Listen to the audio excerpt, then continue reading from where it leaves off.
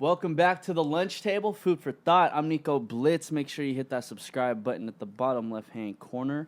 I'm a little bit hungover, so I might be slurring my words just a little bit throughout this podcast. As long as we're being real and honest, that's good. Hey, man, look, honesty is the best policy, something that we learned when we were young, and I still continue to do to this day. My next guest, originally from Naptown, ended up moving to Seattle-Tacoma area. Yes. Currently signed to Empire. Yes. And he has a dope-ass song out called Ice Cream Man that's on Elevator, I believe. Yes. And, it's a very good video. A whole lot of ass, if I must say. I knew it, man, every time. A whole lot of ass, man. And I had it on my phone, and I'm just like, fuck, I kind of want to blow this video up on, like, a widescreen, just enjoy it, Maybe grab some lotion if you're into that. I'm just fucking around. Anyways, I've said a little bit too much. Shout out to my next guest, Jay Loud. What's poppin', bro? Yo, what's good, man? Nice to see you, man. Yeah, nice to meet you, we were talking about the video prior, and, you had the hair curlers in your hair. Like, you were going crazy with the video. I had to look the part. I was playing Big Worm. I had to look the part. Yeah. No, like, it was a super good video. Y'all need to check that out. But I'm going over, like, your entire, like, story, and, like, it's crazy some of the things that, like, I've learned about. So I just want to start from the beginning. So you're from Naptown, right? Yeah, Indianapolis, Indiana. And so how long were you living over there for? Like 18 years. Okay. So you really grew up in Naptown. Yeah, that's it's my home. That's sure. literally where I'm from. I can't fake that. What was it like for you growing up over there? Rough.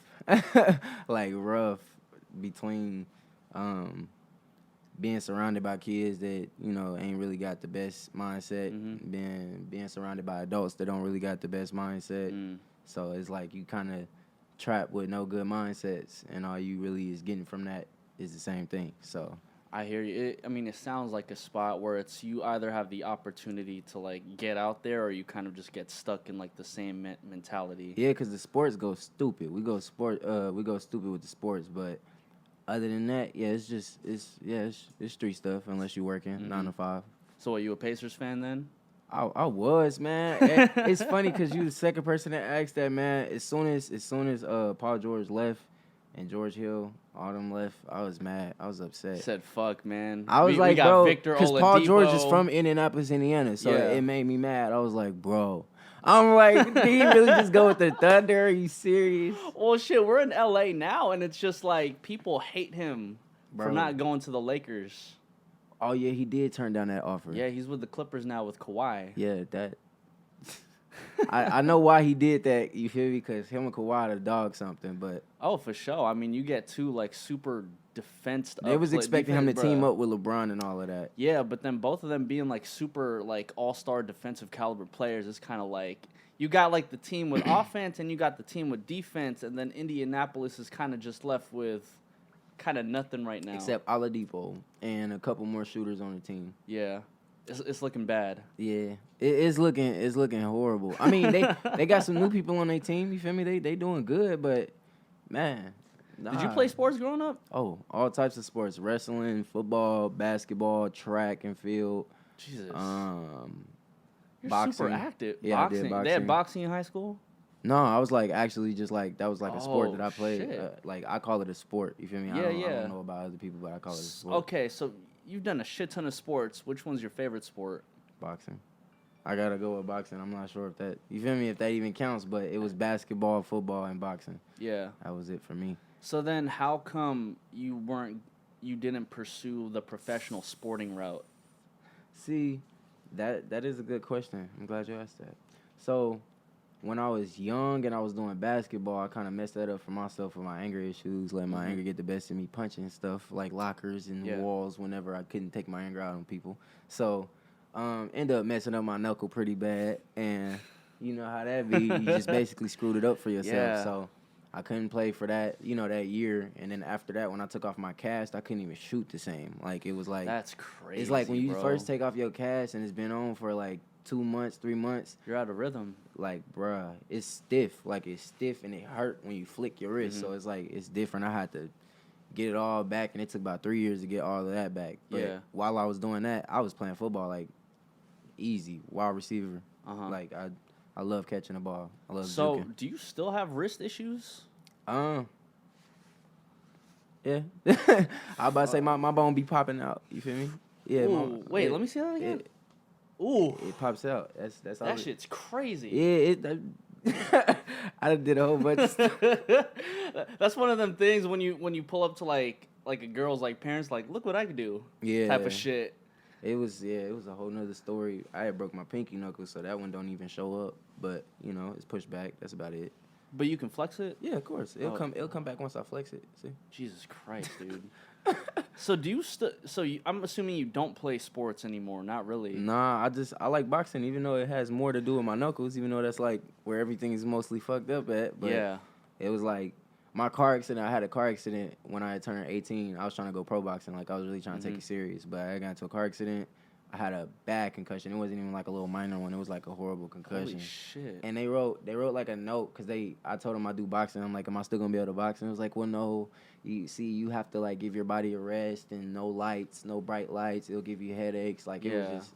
I was like, man, sorry, you mean to tell me I'm finna be going to school and I'm finna have to be like the wearing a nine, cap yeah. or something to keep the lights away? And That's it was like, crazy. it was nothing I could do. I was going to school agitated. I would snap quick. It was like. It was hard to really concentrate after that. You feel me? And I didn't get excused from school or none of that. It was like, okay, so you can't do sports, so you got to chill out on that, but you still got to get your education. So I'm like, all right, cool. So I go to school, but the lights beaming on my head, making my head hurt. Somebody walking up. I was good. Fuck, leave me alone. I'm just like, I'm already in a bad mood. So it's like, yeah. So it was going through all of that. And after that, I was just like, man, fuck it. Music has always been there. So I just like, yeah, because it seems so. Because I was gonna ask you, like, because you could no longer do boxing and you got in that car accident, then what? How did you decide to let all the transition and like get like that anger out or that aggression that's just like in you? Bro, like it was like when I knew I couldn't box professionally or even just like actually be in amateur matches and stuff because of my head, my concussion. Mm-hmm. I was just like, all right, I'm gonna punch the hell out the bag. You feel me? I'm gonna just work out. I'm gonna just do what I can and stuff like that. So all of that was happening, but I also had outside, life issues. So personal issues that I got to deal with. So it was hard to stay in both at the same time. So all I could do was really just hit the bag every once in a while and get my conditioning up. That's crazy, bro. I be doing it now. That's all I do. Still? Yeah. I just like every once in a while I'll go and hit the bag. I'll do my little. I'll go play basketball for like 2 hours, an hour. Like. I really just get my conditioning up. Because I know one day, cops going to try me. Yeah. Well, low key, I know you got like a couple of performances coming up. I know you got something going down October in like 5th. AZ, right? I feel like it would be dope if you had like a whole ass set, like kind of like a boxing ring. Bro. And you know what I mean? Like, just really take it on like some next level shit. See, he really thinking. He got me thinking of ideas. It's hungover Nico Blitz. I think of like the weirdest shit whenever. He's like, oh yeah, it always happens when I get hungover. It never happens when I'm sober. No, on some real shit because like, dude, like, how old are you? I'm only 19. Okay, shit. Well, I'm not gonna incriminate you, but whenever I drink, I feel like there's like an extra layer of my brain that I end up using that just makes me think a lot more in depth. Yeah, I totally agree with you on that one. I mean, he doesn't know what the fuck I'm talking about. Obviously, he's 19 years old. Of course. So, I want to go back to like the car accident. Like, was it caused by you? Was it caused by the other driver? It was caused by some dumb people. I can't even call them my friends. It wasn't none of that. It was just trying to get a ride from some people who I thought was cool, and they was on some other stuff, and then they wanted to show out in traffic. Skirt, boom, put a pow. Holy shit. Car sliding off the road, and it's just hitting trees and smacking signs and hitting more trees. Car almost went into the pond, but it stopped like right by the pond. Shit. Yeah, it was crazy. Wait, the door was off. I was like, oh, okay, I could just step out, I guess. So wait, were you hospitalized afterwards? No, I didn't want to go to the hospital. Like I went 4 days after. Like literally 4 days after, my ribs was hurting. I couldn't stop. Like, it was hurting every time I coughed, you feel me? And I couldn't stop coughing. So I was like, all right.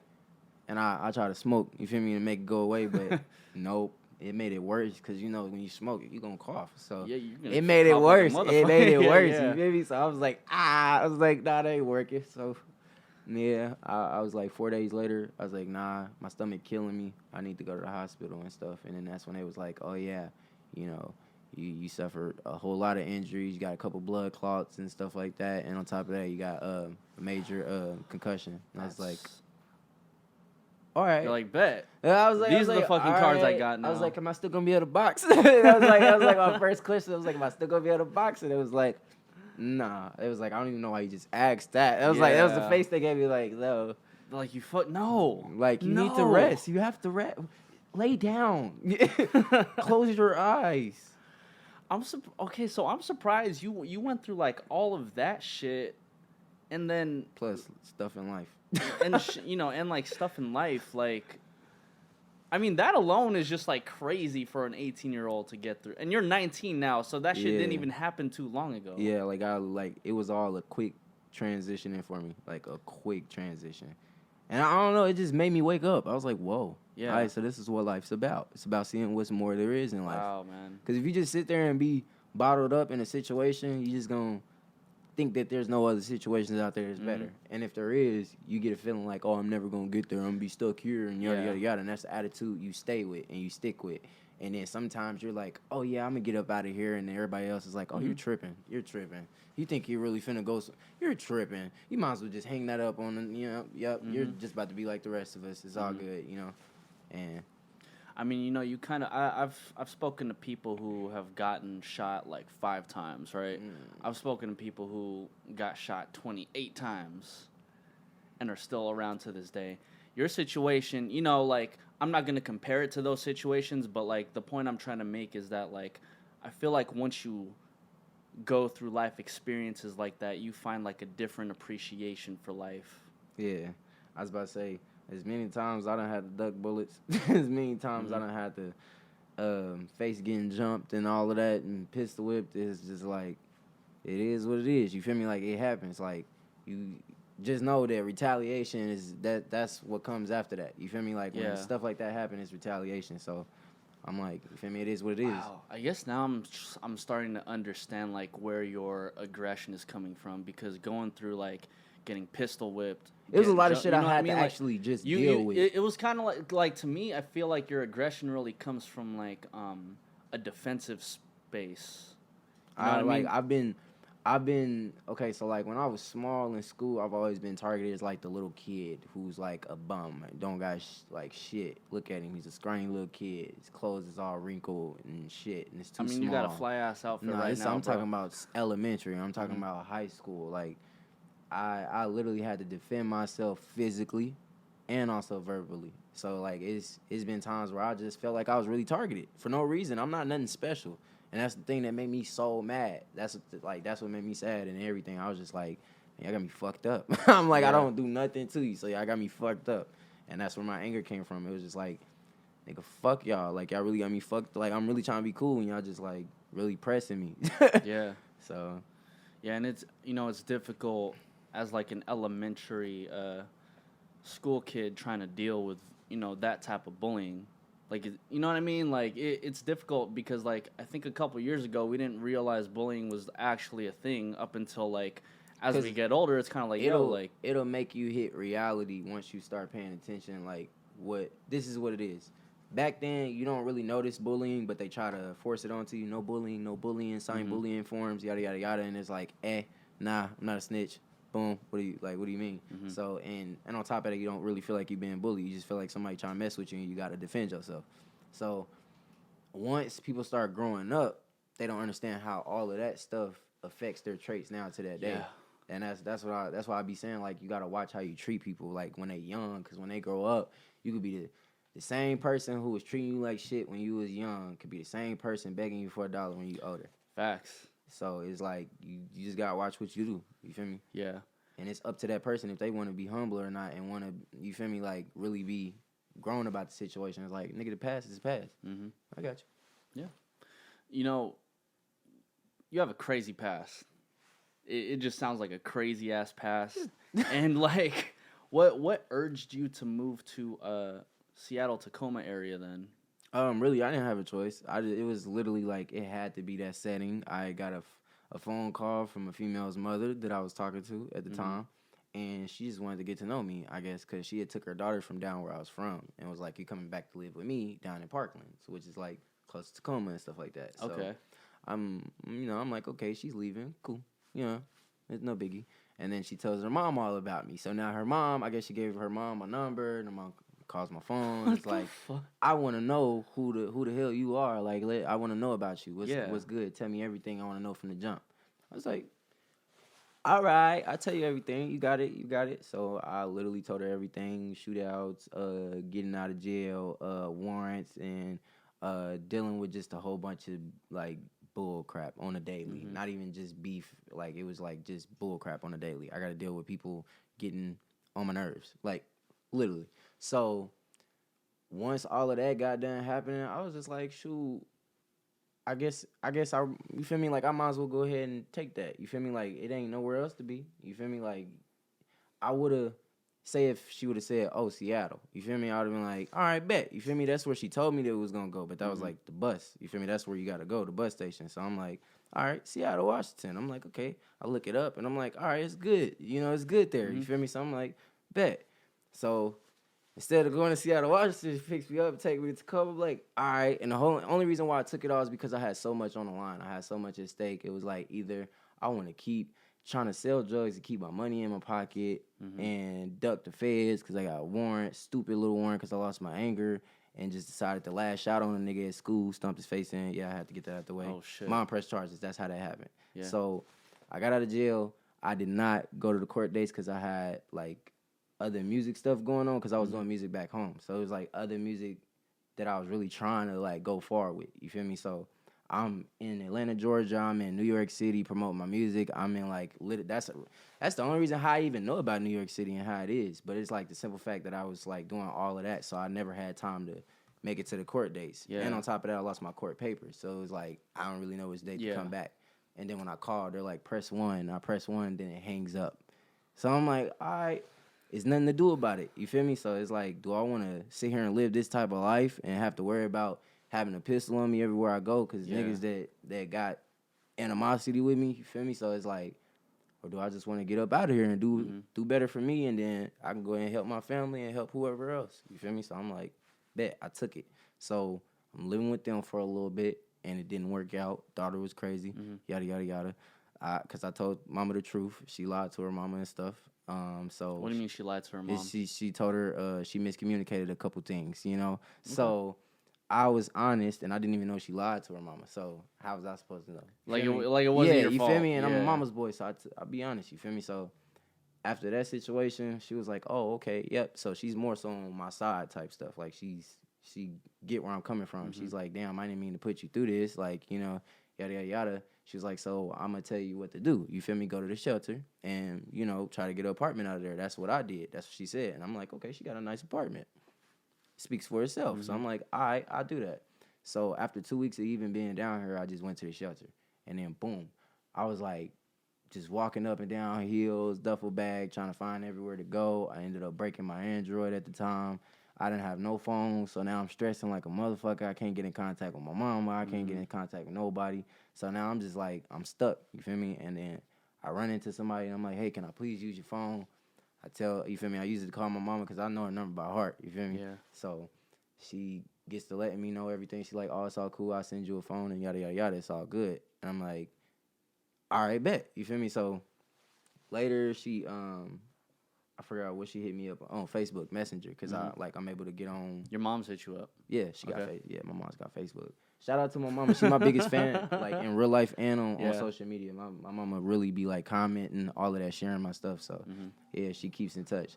So she had told me that the phone's having some problems. They not trying to send it through or whatever, like through the mail, like actually sending it across. And I'm like, well, fuck. I'm like, all right, well, just let me get my disability check. You feel me? I'm like, I got a disability check, so I'm like, why not just let me have all of it? You feel me? And I could just, thug it out here. Like, I understand that, y'all need it or whatever, but I'm by myself out here. So, you feel me? My mama is a real understanding mama, and my mama was like, yeah. Any mama could have been like, nah, boy, you tripping. You could. Yeah. Nah, my mama was like, yeah, I got you. Boom, gave me all the money. So literally the next month, I had bought me an iPhone or whatever, and I was good. You feel me? So I'm trying to find a job now. You feel me? Now I already went to the Goodwill Center in Tacoma, is where you get your GED and stuff like that. So I went there to try and get my GED. Didn't work out because of some personal issues, stuff like that. I ain't gonna speak on it because it wouldn't be no point. Yeah. So I was trying to get a job, and McDonald's was the closest spot that was hiring, and they was like Wednesday, Thursdays, come in for interviews, open interviews. So I'm like, bet, I ain't got to schedule nothing. Bet, I ain't gotta do none of that. All I gotta do is literally just an open interview. So I'm like, bet. So I come in there and I'm waiting for it to be my turn and stuff. I'm singing, and I'm rapping and stuff. Some stuff that I was writing down on on my phone. I was writing it down on a notebook and stuff. So I'm really in the zone, but I'm waiting. You feel me? So at this time, I got a good friend of mine. I don't speak of the names or none of that. Got a good friend of mine that actually heard me. He's a good friend of mine now, but he heard me singing and rapping. He was like, "That shit's dope." He's like, "Where you from? You from out here?" I was like, "Nah, I'm from Indianapolis, Indiana." He's like, "Damn, what the fuck you doing out here?" And I was like, "Shit, I just want to do better in life." That was my only excuse. I was like, "I just want to do better in life." That ain't even an excuse, man. I mean, if it is, it's a good excuse. To have. I was about to say, that's the best excuse, honestly, if it was an excuse. So, he was like, "Oh yeah, that shit's dope, nigga. I really, I fuck with it. That's tight. You don't meet a lot of youngins that do that." So he was like, I know some big producers down in Seattle and stuff that'll love to get in contact with you and really push behind you. They look to help young artists like you and stuff like that. So I'm like, well, I'm not necessarily an artist, but you feel me? I did music back home, you feel me? And it didn't really work out. So I was kind of hesitant on even trying to take the whole artist route. And all that, and I was like, eh. So he was like, it's cool, just send me a couple snippets. And I'll just send it to him, and I'll let you know. So at this point, I'm like, I kind of feel like, they trying to take some of my sound or something. I didn't know what was going on. I didn't know where I was at. I didn't know, what location. I don't know who the guy was at the time. I was like, okay, all right, this is weird. You feel me? So I'm like, all right, I'm going to send him an old snippet off my old Instagram. You feel me? But I had good music regardless. Yeah. So, when I sent it to him, he was like, oh, yeah, this is dope. He's going to love it. I'm like, he's playing. Yeah, I'm like, man, that's some old shit. I'm like, man, he's capping. Look. This nigga, he hits me back up and he's like, oh yeah, his name is Taj. He wants you in the studio this Thursday. Boom, boom, boom. He told me he wants me to come pick you up and yada yada yada. Here's his number. Boom. I'm like, all right. I'm like, shit. You feel me? That was where the doubt disappeared at. That was where everything, the whole needing to be reassured. The weird shit, yeah, being a whole skeptic, it all disappeared at that point. I was like, all right, so it's legit. You feel me? It's legit. So I'm like, all right, bet. So he picks me up. He takes me to the studio, and it's a big old studio, big studio. Yeah. So I'm like, yeah, this is it. This is some real life shit. This shit's actually happening right now. Yeah. This ain't no apartment. Mic inside the closet and echoes. And you gotta really this is really legitimate. Novels and keys and stuff. You gotta turn. Yeah. Well, he kind of just low-key dissed us because we're currently in an apartment right now with 2 microphones and it's not a closet. Some knobs. Look, it's not a closet. It's not a closet. I got a closet over there. You're not recording and singing and rapping in the closet. So, hey, this is lunch table. This is a lunch table. Literally to a be lunch honest. table. Yeah. So it speaks for itself. But yeah, I did that for a little bit and I figured that why not go ahead and do the song that I was working on. You feel me? I was like, why not just do the song that I was actually working on instead of just trying to, come up with some new shit or whatever. So he was like, Taj just said, make sure you have a song ready and everything. And he's like, I'm paid for the whole thing, the studio session. So I was like, bet. Never had nobody who's did that. So now it's really, really legit. So I'm like, this guy actually fucks with me. And he said, now remember, it's $300 a session, so I need you to have a song ready. I'm like, what? He paid $300 for me. You don't even know me. I'm like, what? Nah. I was like, all right, I'm going to see what's popping. So I get there, and I'm like, damn, this shit's big. I'm like, it's legit. So I'm like, fuck, I'm about to go in here and spit this shit. I'm about to do this. So when I first, got on the track, I wasn't feeling it at first. I was like, it's not really sounding how I want it to sound. He got the fooling with the keys and stuff. And then I think he had turned off the auto-tune. He turned it off and stuff. And he played it through, and I was like, whoa. I was like, bro, this shit sound clean. Yeah. And I just started going off, and I was like, first time I hit me a lick, and that was the first song that I made. Lick. Dead serious, the first song that I made. So once I did that song, I was like, bro, that shit came out clean as so fuck. legitimately, then, the 4 songs that you have that are out, Those are like the beginnings. So this is literally the beginning of your career. Yeah. And No- Lick no was the cap. first song that you put out. Yes. Hey man, I'm just saying I'm impressed. And I couldn't do this without TJ nor Papa Black. Yeah, Without neither one of them. that's crazy, bro. Shout out Papa Black. Shout out TJ too, man. Shout out my close friend. You know, shout out your homie too. So, how long ago did you make Lick then? Whoa. That was like November. It had to be. It was almost a year ago. 10 months ago. Nah, it was November because I remember December is when we made it all happen. Well, yes, Bro, true. you've 10 months. 10 bruh, months. It's been 10 months at this point in time. You've been in the game for 10 months. I mean, I've been in the music scene, but it wasn't like it was like bootleg. You feel me? Like we was trying to get make it. it go somewhere. We was doing the promoting back, like where I was from. We had to promote because then nobody really cared about our sound in general. There was like Indiana. Who the fuck got music from Indiana? It was like they're known from having music in Detroit, in Chicago. Yeah. It's not. You don't no hear Indiana. nothing about Indiana. You feel me? Yeah. And it's like now we got artists that are coming out of Indiana, and it's like, well, damn, why didn't y'all been paid attention to us? I'm like, fuck. And it takes, because of the simple fact that all it does is take for a whole bunch of just keep on steady, constant movement and constant just a whole bunch of quality. Like, just a whole bunch of quality. Just keep on dropping it, but good quality. You feel me? Like, something that's, like I said, universal. Like, it's got to be universal. And once you do that, they're going to be like, oh, where he's from? Yada, yada, yada. Indiana. They're going to be like, that's different. It was like, it's different. You know, like there's only a couple artists out of there that's like really, really popping. And like most of them stopped doing music, but it's only like 2 female artists that are popping out of there that are like still going. So Paris LaDame and Kitty Red, you know, I give them their shout out. Yeah, because I was about to say, like, I haven't necessarily heard of artists out of Indiana. So it's like, who did you really grow up listening to? A lot of, like, I don't know, it was worldwide music. Like, that's all I can say. Jason Derulo.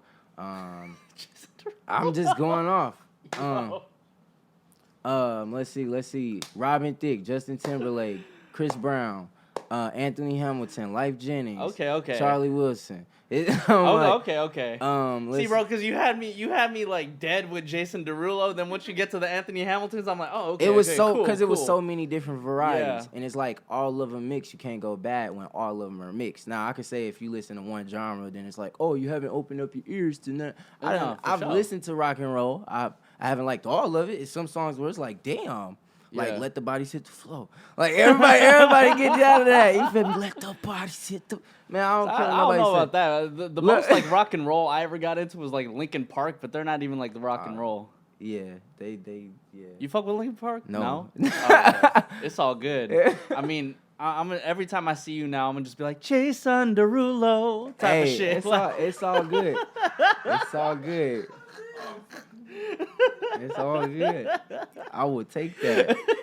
Hey, that Jason Derulo has done something for me. But on some it. real shit, I mean, if you get like a Jason Derulo feature, the shit's just, like the numbers are just gonna run up. Like, you know what I mean? Like, as much as somebody can dog Jason Derulo, I was about to say, it's gonna be a lot of people that's not gonna agree with that, but I agree with you on that. But I know a lot of people who's like, oh, fuck Jason Derulo. but for real, you get a feature, you get anything with Jason Derulo, the numbers are gonna run up regardless, bro. Fuck it. He had a sound that wasn't nobody. They paid attention to it once it already blew. You feel me? But like, he had a sound that wasn't nobody paying attention to, and I feel like. He even said it. He was getting his inspirations from Neo. I used to listen to Neo all the time. Ooh. So like them, like all of those singers, who's Trey like, Songz, Usher, all like literally all of those I've listened to like all of them, just growing up. Who's your favorite R&B singer? Damn, I legitimately why you gotta do that to me, man? J. Cole. Why you gotta do that to me, man? Why you gotta do that to me, man? Said, love like, yours. Yes, man. It was way before that, man. Like, man, he had old cuts. I can't even remember the old cuts. That's crazy. Like, it was Wait, but bad. Erykah Badu. Like, I don't even Yeah, remember her yeah. old cuts, but I can remember them in my head. Like, I can't sing them out loud because I'm going to sound dumb. But in my head, I know the melody in my head, man. It's crazy. Yeah. I used to listen to a lot of people, and it wasn't like my decision. It was just like pop up on radio, or my parents would be listening to it next to me, or my siblings would be listening to it, and I'd be like, all right, bet, that's catchy. Yeah. Like, I got onto Young Thug when he had made Stoner. Like, before it even went all the way up. I'm a stoner. Like, get the fuck out of my face. Like, nigga, like, come on now. I was, like, when he was doing that, nigga, oh, like, God. Low-key, like, even, like, Thug is, like, low-key Michael Jackson influence. Also, Hey, real and that's shit. exactly where, man, that's crazy.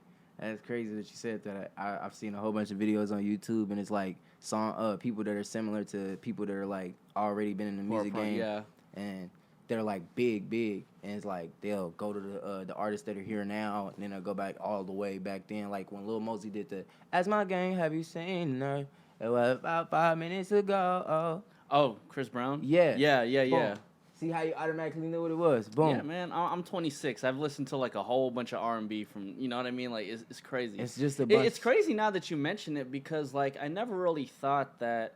I mean, I would consider you a rapper, right? But I never thought that like rappers would have this much influence from R&B from like the 2000s. I feel like a lot of people really do be having, because everybody say not everybody has that sound around them to actually know and yada yada yada, but a lot of people do be having that sound around them. They just don't want to accept it. Yeah. And they be like, nah. I'm my own being. I'm not inspired by anything. I'm just me. I know. of shit. Like, it was a lot of people who didn't like Bruno Mars. They didn't like his songs, none of that. Sung it in front of a female, and she down there wet her panties. Yeah, bro. So it don't even matter what the guys think. If honestly, if we want to be real, bro, that's why it's like I knew Bruno Mars was special because once you start hearing his music like in weddings and shit. And did you see his like, performances, his shows? Amazing. Nuts. Amazing. Even his I've art. only seen it on YouTube. But he's fucking amazing. I've seen him on BET, I've seen him like actually perform all of the songs, like everything, and it's like, damn. Yeah. Like, damn. Well, I feel like once you get to that level of superstardom, right? The good problem to have is that you have a whole bunch of people who love you and a whole bunch of people who hate you. Like, they both work out, but at the same time, it's like the other half is kind of like, it's like bitch ass niggas, but y'all still helping me. yeah. Like, that's because you talking about me. You feel me? Yeah. Well, shit, J Loud, man, I think you're definitely gonna get to that point one day. I promise you. Because me personally, I fuck with your energy. Thank you, man. I appreciate your story too. However, we are not done at all. At all. So, fucking, it's only been 10 months. You're getting your music videos up on like all these like crazy sites and whatnot. Your numbers are going up. Like, I don't know. Like, what have you seen differently within like the past 10 months of your life from like, because you're on like a different level. You're just like working on music now and you're not necessarily doing the things you were doing back home in Indianapolis. I don't be walking everywhere no more, like all the time. Like, I walk to the corner store a lot. Mm-hmm. But other than that, I'm not really going nowhere unless I'm getting an Uber to somebody's house or something. That's it. But like, I don't know. Like, usually back home, I'm always walking. I'm either walking to a different neighborhood, I'm walking to a different like location of the spot of East Side, or like I'm literally walking everywhere. I'm smobbing, and gotta have the heat on you, cause sometimes shit get cold. Yeah. You know, you gotta have the heat on you. Yeah. I mean, I can't relate, but I know what you mean. Cause man, it's either you or them, and you know, I'd rather it be none of us. You know? Yeah, man. Honestly, Darwinism is a bitch, man. Survival of the fittest. That's literally what it is. I wanted to ask you, especially since Lick was the first song that you wrote, right? When I'm listening to the shit and then I watch the video, you were saying that like the first lick you hit was like damn near $4,000 by myself. By yourself. By myself. Can you talk about that? Anyways, I'm gonna leave it alone. Okay. But long story short, I had to get my money. I was in a bad position. Mm-hmm. Fair enough. Respect that. So you go from songs like Lick, you get something that I feel like is very Bay Area inspired with like Sideshow, because you know we run sideshows in the Bay like all the time. Funny thing too, you're actually on October 5th or wherever you're gonna be performing at Clyde Arizona. Carson. Yeah, Arizona. Yeah. Clyde Carson's gonna be there too. Man, Ice Cube's gonna be there. Yeah, Ice Cube. I mean, I'm saying Clyde Carson because he's from the Bay and he like so he was doing all the sideshow shit, right? Got you. Yeah.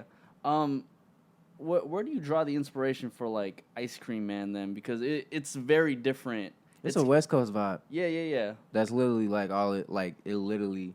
My manager was like, I've seen you do everything but a West Coast vibe, like or beat. Mm-hmm. It's like, show me something. Yeah. And he's like, you gotta do a West Coast vibe, like gotta do a West Coast song. And I'm like, bet, you know, it might not sound like Blueface or whatever, you know, Blueface baby, you know, it might not be none of that, but you know, it's J Loud, bro. Yeah, it got the West Coast vibe. I can't tell you that, but it was literally just like an experience. Like that's really what it was. I had to experience something new. That's really what it was. It's trying something new. Mm-hmm. That's what that. Everything from that song and the whole video, everything that was trying something new. Because you seen before those, I didn't make no songs like that. Yeah, for sure. At all. Only thing that was probably close was Zoom, and that didn't have anything to do with no ice cream and booty shaking. And, then like for the album that's coming out with Empire, do you have a name for it yet? Yes, Naptown. It's called Naptown, and we've done joints with the cities. Man, that's tight. So then, what kind of vibe are you going with for the new album Naptown, or your first album Naptown? I want first and new. Yes, thank God, I'm blessed. But I want everybody to understand that I don't just be in one selective genre. You know, like I want them to see that I got a lot of vibes. I want them to go through. I want them to dissect and be like, oh. He's not just really good with just rapping. He's not really good with just singing. He's really good with making sounds. Like, he's really good with making sense, too. So it's like, I love it. Yeah. Like, it's got a lot of meaning to it. I got songs in there that people going to be like, oh, bro. Like, people from back home, they going to be like, dang, I remember. Bro. Yada, yada, yada. Like, so a whole bunch of storytelling. I like that. Yeah, and if it's not storytelling, I'm just, like, really putting like a whole bunch of sounds together, like really, and I'm trying to make sense with the sound. So it's like, and on top of that, I don't even like to write like that. So, and when you're an artist, you gotta write. You have to, regardless of I don't care what nobody's saying. Lil Wayne has freestyled a lot, but I'm pretty sure he has wrote down at least one rhyme in his life. So you gotta get better somehow. You feel me? And a pen and a paper, I feel like is the best way, cause like a phone you'll just get back on there and not really remember the flow. You'll not really remember the bars or anything. But when you're on a piece of paper, when you're on a piece of paper and you go to it, you remember exactly how you did it. Yeah. It's like, I writ this. It's handwritten. It kind of becomes like a memory. Yeah, I thought it out. Like, that's what I did. I mapped it out myself, the whole lyrics and everything. So I can't forget it. Only thing that I have trouble with writing is that when I write, I kind of stay in one, like, selective sound. You feel me? And when I'm freestyling, I'm just, like, thinking of so many different sounds that I can just, you feel me? But like when you writing and you writing to a beat, it's like, I got to do a certain type of sound, maybe switch it up at this part and then switch it up at that part. You kind of understand the song a little bit more. I feel you, man, because I've been in sessions where people kind of just go in and that's cool. And I've been in sessions where I have like people like literally writing down word for word. I'm just like, yo, like, at least for me, seeing somebody like gravitate towards like writing their shit down, like I'm in love with that shit, you know? So I'm excited to hear the project Naptown. Do you got like any features on it, or is it just gonna be you front to back? I got Laze on there, and that's it. It's only Laze. Other than that, it's all me. Is Laze the one that was on your previous track? Zoom. Okay, cool. Dope voice. Once I heard that, it was a cool dynamic, man. Bro, her voice does the trick. I'm telling you, her voice. Is she from Naptown? No. She's from Seattle. That's what I do know. I do know that Laze is from Seattle, born and raised. So that's what's up, man.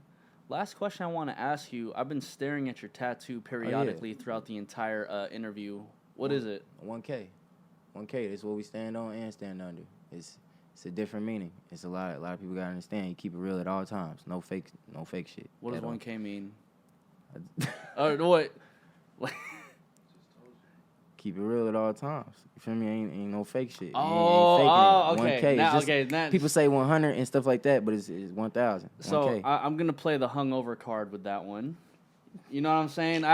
I knew I could use that card at least once throughout this interview, and because I established it in the beginning, it's okay.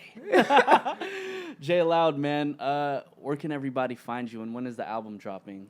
Album is dropping October 11th. Not only that, Ooh. I got Interlude dropping October 11th too also, but it's also on a project, but I got it dropping on visuals, and we're trying to figure out the platform right now, but we're hoping BET Jams. So we're going to see what we can go with that, but other than that, my Instagram, JLoud317, Twitter, JLoud317, Facebook, JLoud, TikTok, JLoud317. Oh, he got the TikTok too. JLoud3175, and y'all go check out the Triller. I just made a Triller, so yeah, that's JLoud317. Damn, bro, my guy is working, man. J Loud, promising future.